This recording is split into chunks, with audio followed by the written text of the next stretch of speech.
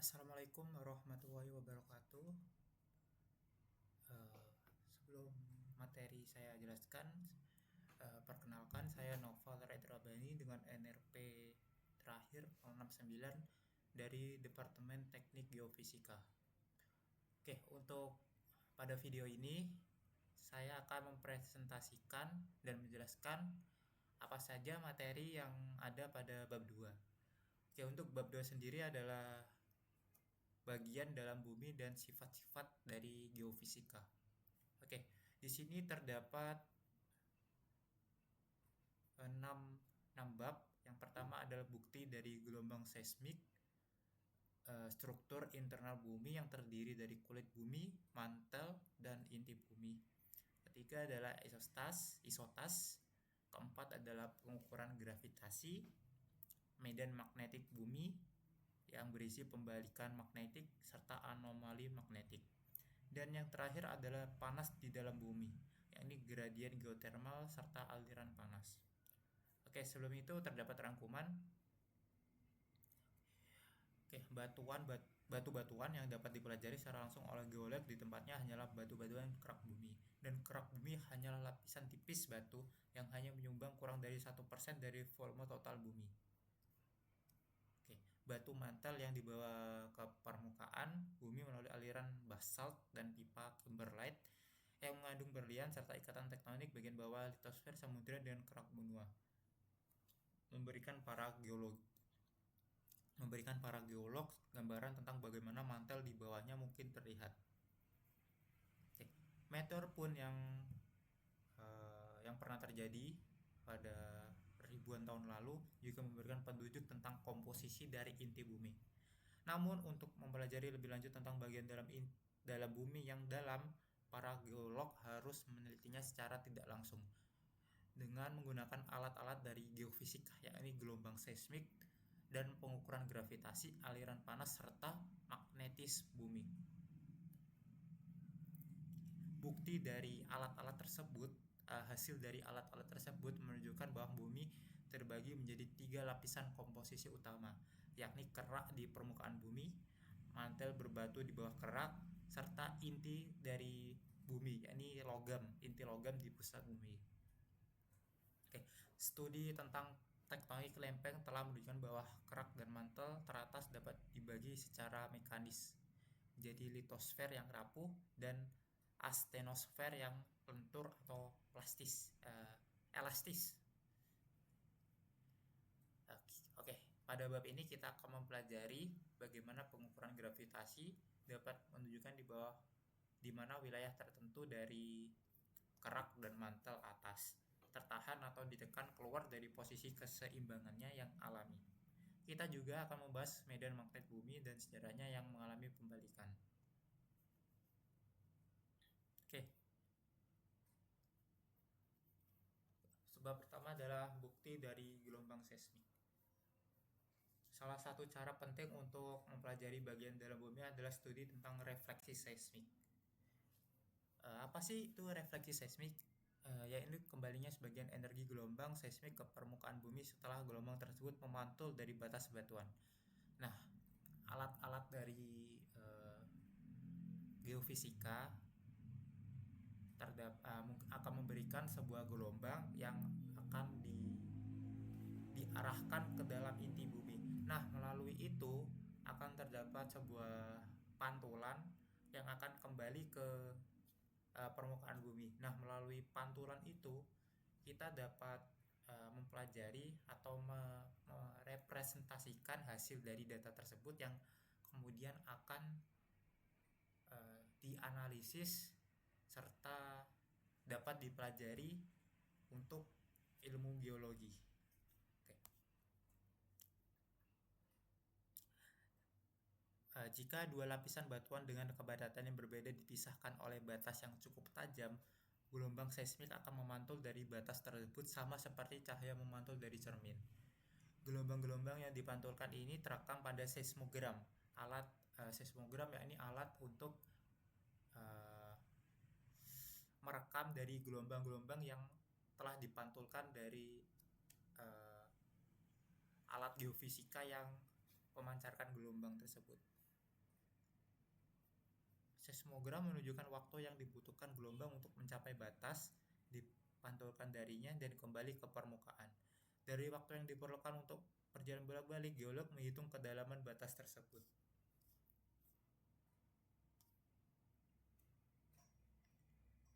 Oke, metode lain yang dapat digunakan untuk menentukan batas batuan adalah studi tentang refraksi seismik, yaitu pembelokan gelombang seismik saat melewati batas antara dua material. Yang mirip dengan cara gelombang cahaya membelok saat melewati lensa kacamata. Nah, kita dapat melihatnya pada gambar ini. Ini adalah pembelokan. Jadi kita bisa mengetahui seberapa dalam sebuah batuan. Nah, jika gelombangnya berbelok, itu dapat dianalisis seberapa sih dalamnya itu, seberapa dalam dari batuan tersebut.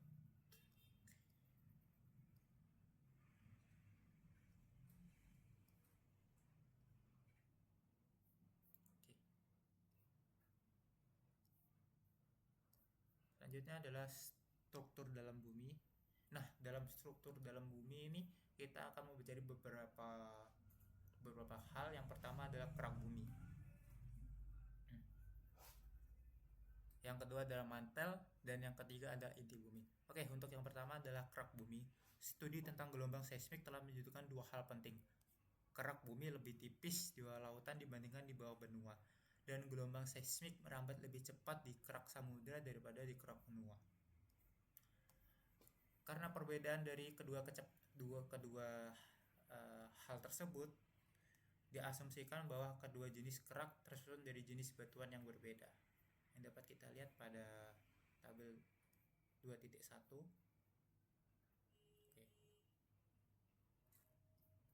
Ini untuk keras laut, dan ini keras benua. Ini samudra.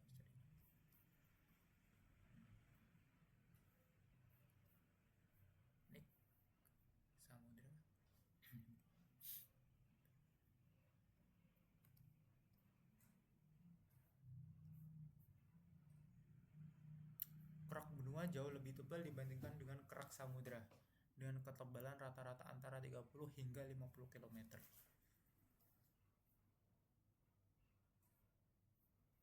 Dan meskipun bisa bervariasi dari 20 hingga 70 km. Batas yang memisahkan kerak bumi dari mantel di bawahnya disebut diskontinuitas Mohorovic, atau yang sering disebut oleh para geolog sebagai moho. Seperti ditunjukkan pada gambar 2.6. Ini adalah Mohorovic, batas antara kerak bumi dan mantelnya.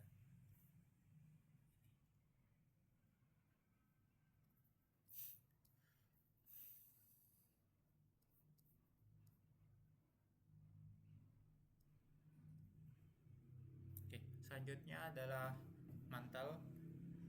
Cara gelombang seismik merambat melalui mantel menunjukkan bahwa mantel seperti kerak tersusun dari batuan padat. Meski terdapat kantong magma lokal berupa batuan cair di kerak maupun mantel atas,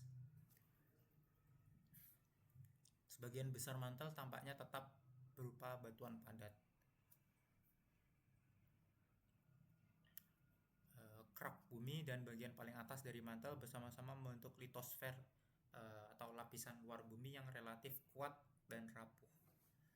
Dari litosfer inilah yang membentuk lempeng-lempeng dalam teori tektonika lempeng. Untuk ketebalan litosfer sendiri rata-rata sekitar 70 km di bawah samudra. Bahkan bisa mencapai 125 hingga 250 km di bawah kerak benua. Batas bawah litosfer ditandai oleh lapisan mantel yang unik, di mana gelombang seismik justru melambat.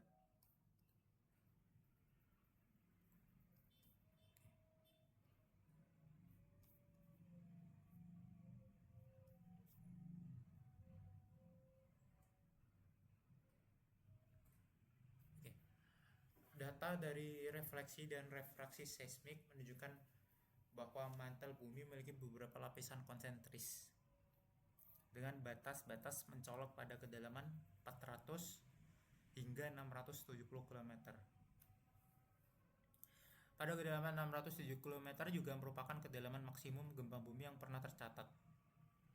Kemungkinan besar lapisan ini bukan karena perbedaan jenis batuan, karena sebagian besar ahli geolog meyakini bahwa komposisi kimia batuan mantel relatif seragam di seluruh lapisan. Namun karena tekanan meningkat seiring kedalamannya, batas-batas antar lapisan mantel mungkin menunjukkan titik-titik di mana struktur internal mineral runtuh menjadi bentuk yang lebih padat. Oke, yang ketiga adalah inti bumi atau core dari bumi. Data gelombang seismik merupakan bukti utama keberadaan inti bumi. Gelombang seismik dari gempa besar tidak mencapai area tertentu di sisi berlawanan bumi dari epicentrum. Gambar 2.8.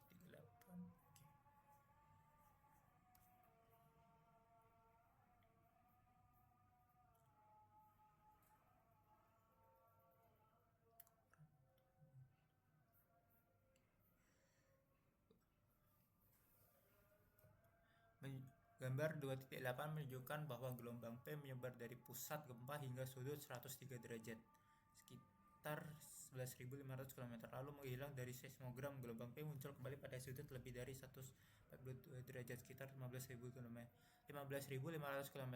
Nah, dari gelombang P tersebut kita bisa memprediksi seberapa jauh, seberapa jarak dari inti bumi. Nah, kita bisa lihat pada gambar 2.8 melalui gelombang P kita bisa mengetahui seberapa sih jarak atau diameter dari inti bumi.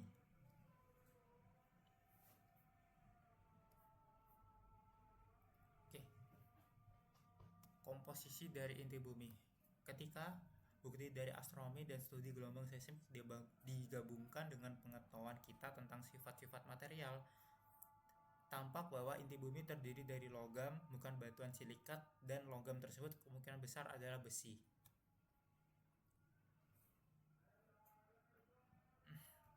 Terus kenapa sih para geolog bisa menyimpulkan hal tersebut?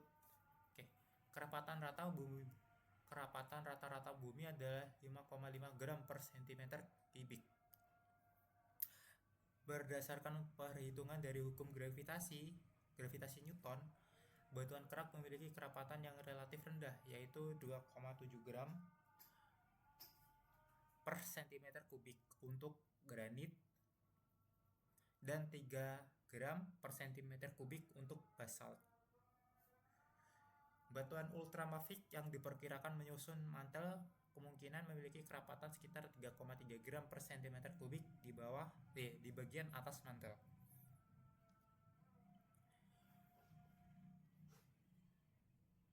Jika kerak dan mantel yang mencakup sekitar 85% dari volume bumi memiliki kerapatan yang sama atau lebih rendah dari kerapatan rata-rata bumi, maka inti bumi harus sangat berat untuk menaikkan rata-rata tersebut menjadi 5,5 gram per centimeter kubik. Nah, perhitungan dari analisis tersebut menunjukkan bahwa inti bumi harus memiliki kerapatan minimal sekitar 10 gram per centimeter kubik di batas antara inti dan mantel, yang meningkat menjadi 12 atau 13 gram per centimeter kubik di pusat bumi. Nah, dari kerapatan yang sangat tinggi ini cukup untuk memberikan bumi kerapatan rata-rata sebesar 5,5 gram per centimeter kubik.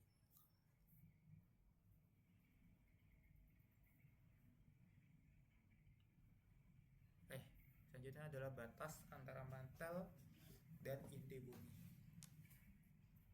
Batas antara inti dan mantel ditandai oleh perubahan besar dalam kecepatan gelombang seismik yang bisa kita lihat pada gambar 2.7. Sebentar. Nah,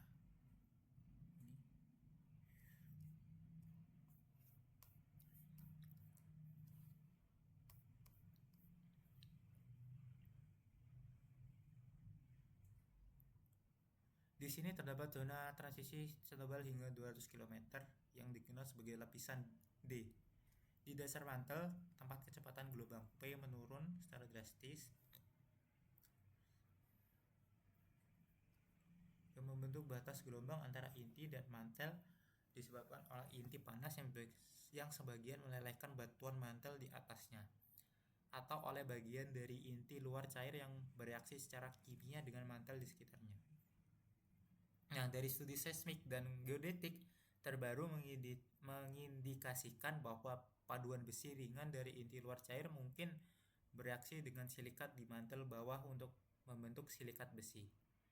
Endapan silikat besi yang kurang padat bersama dengan besi cair di ruang pori naik panas Hawaii, batuan vulkanik Hawaii.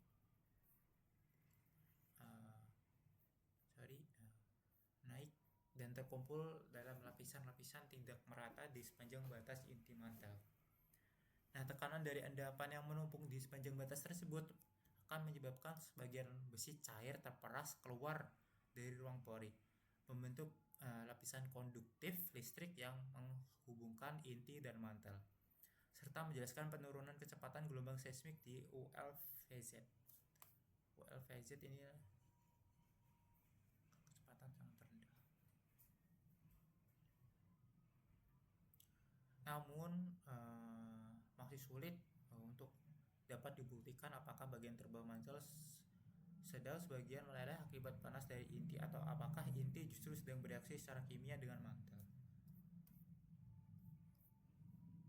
Oke, selanjutnya adalah isotasi. Isotasi adalah keseimbangan atau keadaan setimbang dari blok-blok litosfer yang rapuh dan saling berdampingan yang mengapung di atas astenosfer.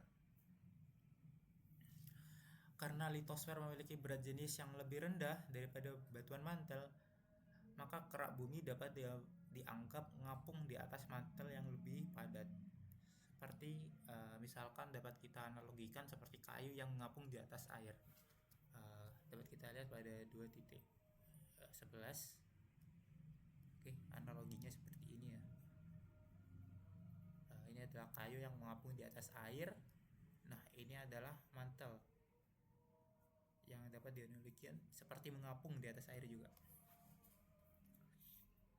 Nah, dari balok-balok kayu yang mengapung di atas air akan naik atau tenggelam hingga mereka menggantikan sejumlah air yang masanya sama dengan berat balok tersebut.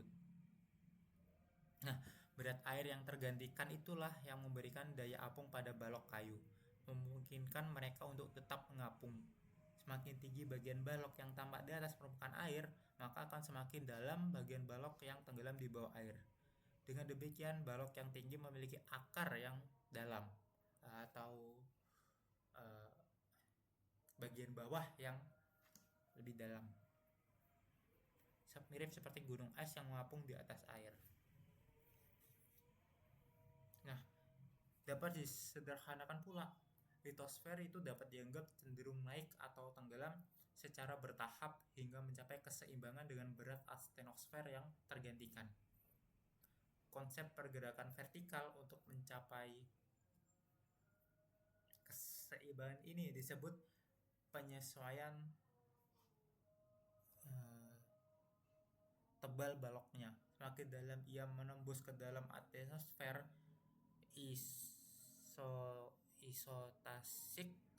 isostatic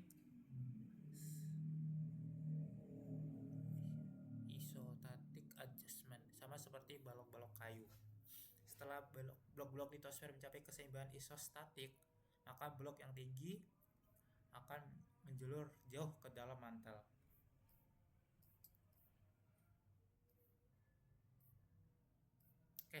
Selanjutnya adalah pengukuran gravitasi. Menurut hukum gravitasi Newton, gaya gravitasi antara dua objek tergantung pada massa-massa masing objek dan jarak di antara keduanya, yang dapat dirumuskan F gaya adalah konstanta gravitasi dikali dengan massa 1 dikali massa 2 dibagi dengan jarak dari kedua massa lalu dikuadratkan. Gaya gravitasi meningkat seiring dengan bertambahnya massa salah satu objek. Misalnya gaya tarik gravitasi antara bumi dan bulan jauh lebih besar dibandingkan dengan gaya tarik yang sangat kecil antara dua bola bowling. Uh, Dapat kita ketahui bumi dan bulan memiliki massa objek yang begitu besar.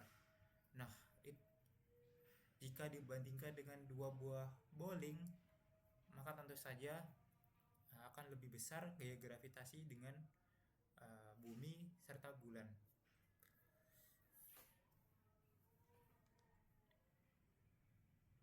Semakin jauh jarak antara dua objek, semakin kecil gaya tarik gravitasinya.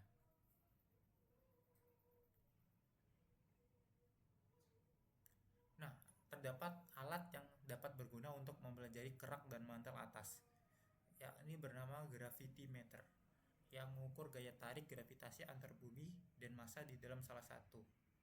Dalam salah satu kegunaan gravitymeter adalah untuk mendeteksi variasi lokal dalam kerapatan batuan. Nah, dari tarikan yang tepat ini, peregangkan pegas dan besar peregangan tersebut dapat diukir dengan sangat presisi. Karena hal itulah gravitymeter dapat digunakan untuk mencari deposit biji logam. Sebaliknya, rongga atau tubuh material dengan kecepatan rendah seperti sedimen menghasilkan tarikan yang jauh lebih lemah terhadap massa dalam alat.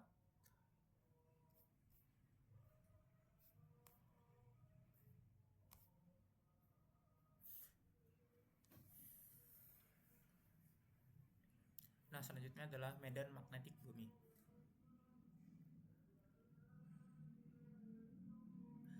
Suatu wilayah gaya magnet atau medan magnet mengelilingi bumi. Garis-garis gaya magnet yang tak terlihat ini membelokkan objek yang termagnetisasi seperti jarum kompas yang bebas bergerak. Nah, medan pada bumi memiliki dua kutub, yakni kutub utara serta kutub selatan.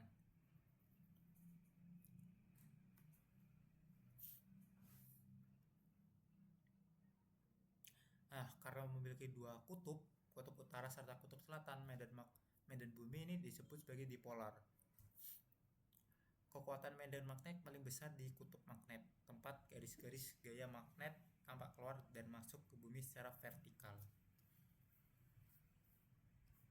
Nah, ini adalah contohnya kutub utara serta kutub selatan.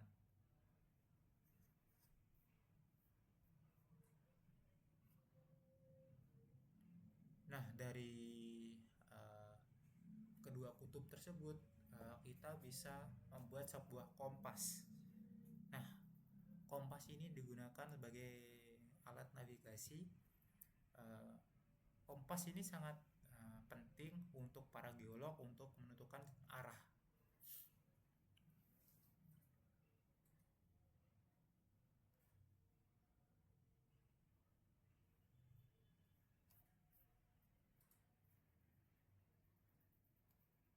Nah, magnetik ini pernah terjadi pembalikan atau membalik polaritasnya di masa lalu. Pada tahun 1950-an mulai terkumpul bukti bahwa medan magnet bumi secara berkala telah membalik polaritasnya di masa lalu. Perubahan polaritas medan magnet ini disebut sebagai pembalikan magnetik.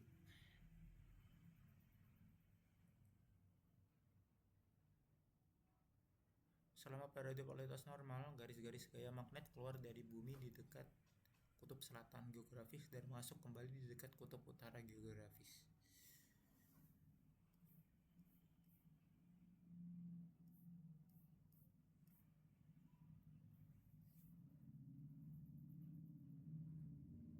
Oke. Magnetometer itu merupakan alat yang digunakan untuk mengukur kekuatan medan magnet bumi. Melalui magnetometer dapat dibawa melintasi permukaan daratan atau diterbangkan di atas daratan maupun lautan.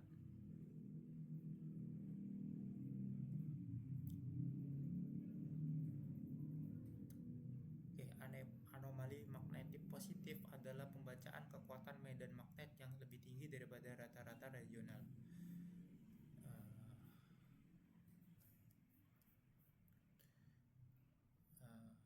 gambar 2.2.2.21. Gambar 2.21. Nah, ini menunjukkan 3 situasi geologis yang dapat menyebabkan anomali magnetik positif. Dalam gambar 2.21 yang A, pada gambar ini terdapat biji magnetik telah ditempatkan di dalam lapisan batu gamping oleh larutan panas yang naik melalui retakan. Kemagnetan biji besi menambah medan magnet bumi. 2.21b sebuah gabbro-dike dari batuan gabbro telah menerobos ke dalam batuan dasar granit. Karena gabbro mengandung lebih banyak mineral ferromagnesian dibandingkan granit, gabbro lebih magnetik dan menyebabkan anomali magnetik positif. Nah, untuk 2.21c terdapat granit, menunjukkan tonjolan granit di batuan dasar. Mungkin dulunya sebuah bukti yang memengaruhi endapan sedimen berikutnya, menyebabkan lapisan-lapisan sedimen melengkung karena sedimen di puncak bukit mengalami pemadatan yang lebih sedikit dibandingkan sedimen yang lebih tebal di sisi-sisinya.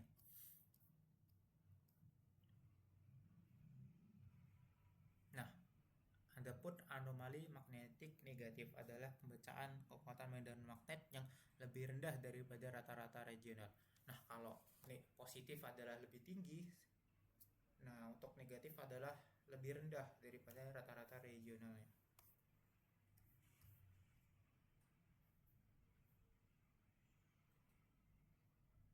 Oke, selanjutnya adalah panas di dalam bumi atau gradien geotermal.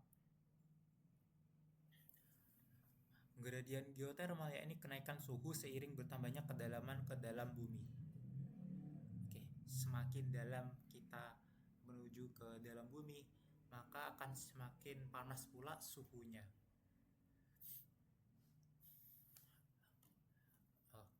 Gradien geotermal ini dapat diukur di daratan melalui sumur-sumur yang telah ditinggalkan atau di dasar laut dengan menjatuhkan alat khusus ke dalam lumpur. Misalkan pada video sebelumnya saya telah menjelaskan terdapat sebuah proyek besar, yakni pengoboran yang dilakukan Amerika dan Rusia. Melalui pengoboran tersebut kira-kira telah mencapai puluhan kilometer. Mengapa sih proyek tersebut tidak dilanjutkan? Mungkin salah satu alasannya adalah semakin kita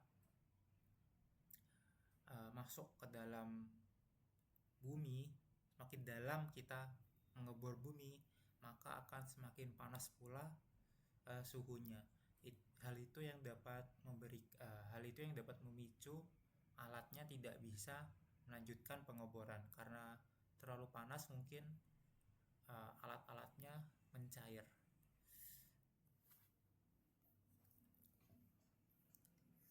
Para ahli geologi meyakini bahwa gradien geotermal harus menurun tajam pada kedalaman yang relatif dangkal di dalam bumi. Nilai tinggi sebesar 25 derajat Celcius per kilometer yang tercatat di dekat permukaan bumi tidak mungkin berlanjut jauh ke dalam. Jika berlanjut, suhu akan mencapai 2500 derajat Celcius pada kedalaman dangkal 100 km.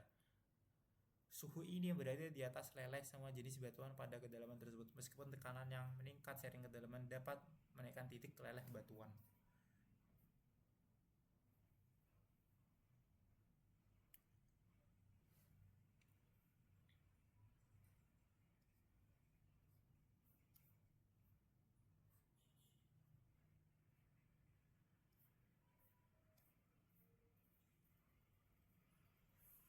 Oke, mungkin sekian presentasi pada bab 2. Kurang lebihnya mohon maaf. Wassalamualaikum warahmatullahi wabarakatuh.